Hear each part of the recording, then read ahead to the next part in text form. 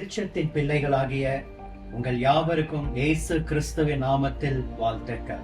ஏசாயா தீர்க்கதரிசியின் புஸ்தகம் 58 அதிகாரம் 11 வசனம் சொல்கிறது, நீ நீர்ப்பாய்ச்சலான தோட்டத்தை போலவும் வற்றாத நீரூற்றை போலவும் இருப்பாய் என்று. இங்க இருக்கக்கூடிய இந்த அழகான மலர்களை எல்லாம் பார்க்கும் பொழுது இது ஒரு பெரிய தோட்டத்துக்குள் அமைந்திருக்கிற சின்ன பகுதி. இந்த தோட்டம் ஒரு நீர்ப்பாய்ச்சலான ஒரு தோட்டம். அந்த நீர்ப்பாய்ச்சலான தோட்டம் எப்பொழுதும் செழிப்பாய் காணப்படும். உங்களுடைய வாழ்க்கையும் செழிக்க போகிறது. கர்த்தருடைய நாமத்தினாலே நீங்கள் செழிக்க போகிறீர்கள். தேவன் உங்களை நீர்ப்பாய்ச்சலான தோட்டத்தை போல வைக்க போகிறார். உங்கள் ஆத்துமா நீர்ப்பாய்ச்சலான தோட்டத்தை போல் இருக்க போகிறது. நீங்கள் வற்றாத நீரூற்றை போல இருக்க போகிறீர்கள். விசுவாசிக்கிறீர்களா? கர்த்தர் உங்களுக்கு இந்த வாக்குத்தத்தத்தை நிச்சயமாகவே நிறைவேற்றி கொடுக்க போகிறார்.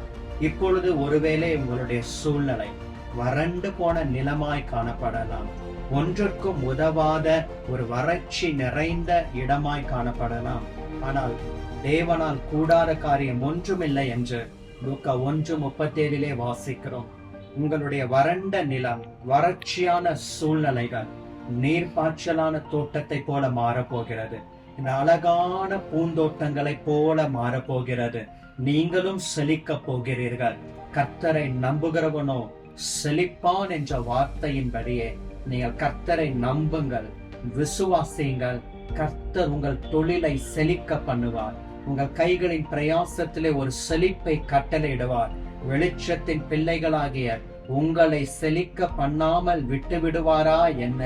அன்பு சகோதரனே, சகோதரியே, தேவன் உன்னை செழிக்க பண்ண போகிறார். நீ செழித்திருக்க போகிறார். இந்த அழகான தோட்டங்களை போல, இந்த அழகான மலர்களை போல என்னாலும் செழிப்பாக பசுமையாக கர்த்தர் உங்களை நிலைநிறுத்துவாராக. ஆகையினாலே நம்புங்கள். செழிப்பின் ஆசீர்வாதங்களை, வாக்குத்தத்தங்களை சுதந்திரித்துக் கொள்ளுங்கள். கர்த்தர் உங்களை செழிக்க பண்ணுவாராக. நீர்ப்பாய்ச்சலான தோட்டத்தை போல வைத்தருளுவாராக. God bless you. Amen.